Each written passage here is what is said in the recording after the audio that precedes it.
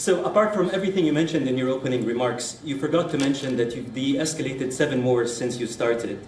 At least in our part of the world, you are seen as a peacemaker. And adding that to all the executive orders and everything else you've mentioned, I really have to wonder, in your speech in Saudi Arabia, I was there, you said that His Royal Highness does not sleep at night thinking how he does things better. We wonder in Saudi Arabia, how do you manage your own time? And what's your formula for management? He does not sleep much, and I don't sleep much. I think we have the same schedule. We're thinking about our countries. And if you sleep a lot and you're president, we just had one that slept more than any president. He broke every record. He sleeps all the time, during the day, during the night, on the beach.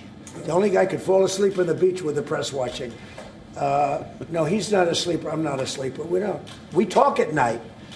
We can talk. I can call him almost any time. He goes, "Hi, how you doing?" It's like the craziest times.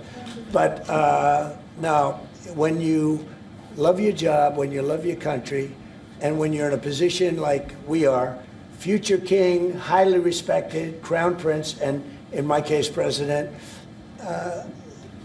you're thinking about your country. You're thinking about making America great again. We're thinking about keeping Saudi Arabia strong and vital, and in a pretty tough part of the world, tricky part, right? Tricky part, a lot of tricky people. But he thinks about his country, and I think about my country. I don't want to sleep. President Trump, do you expect a formal civil nuclear deal to be reached soon? Can you talk to us about that aspect With of who?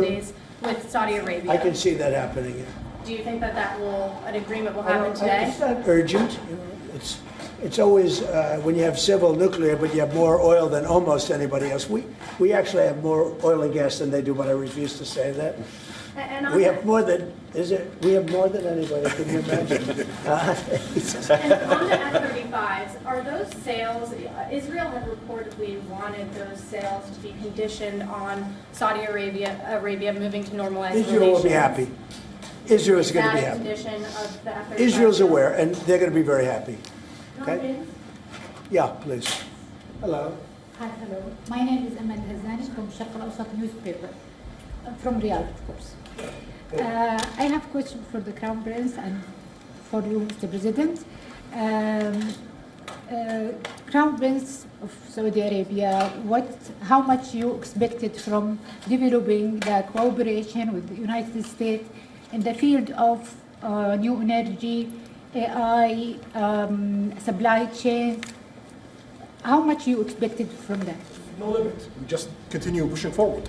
There's no limit. So we just push forward for all the opportunities that we have.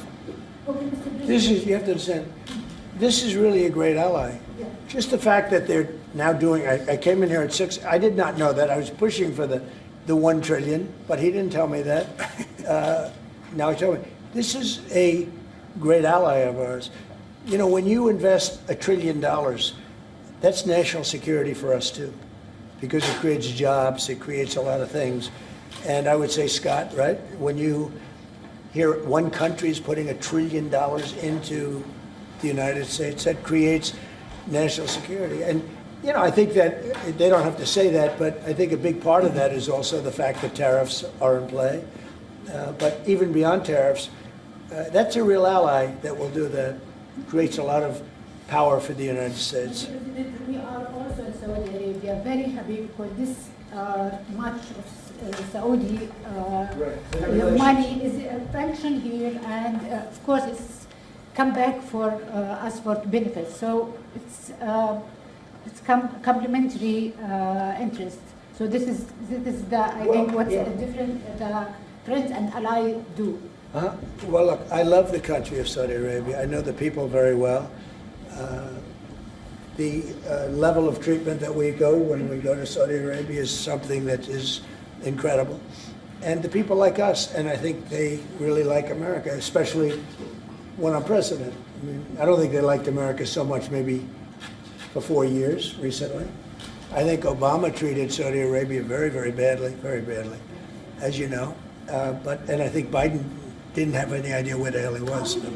I don't think Biden knew the difference. How would you describe the future relationship with Saudi Arabia? I mean, from the strategic aspects, how would you describe that? Say the relationship is with? Yeah, a bit of economic. I would say top of the line. It's as good as it can. I don't think it can get much better. We have a country that trusts us, and that's why they make that investment. If they didn't trust us, they couldn't make that investment. And we trust them. They've been very reliable. Now, I rebuilt our military in my first term, and we spent trillions of dollars, and we gave away some of it in Afghanistan stupidly because we had stupid people running our country. But we gave away, but that's, as much as it was, it's a tiny fraction of what we put here. And we're bringing our military to a new level, the highest level ever. We have those plants are going out. And again, it's all American jobs and everything, so it's good for a lot of reasons.